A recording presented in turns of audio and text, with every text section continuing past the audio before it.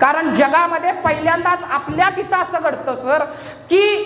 tractor मध्ये ट्रॉलीत गणपतीला बसवलं जातं गणपतीच्या मिरवणुकीला अनंत चतुर्थीला आणि भल्या मोठ्या कानांच्या गणपती पुढं गाणी लावली जातात आला बाबूराव आता आला बाबूराव भल्या मोठ्या गणपतीच्या पुढं गाणी लावली जातात कचकच कांदा कापताना बोट सुरीत तसा किती दुर्दैवी बाबा त्या गणपतीनी अहो तो देव आहे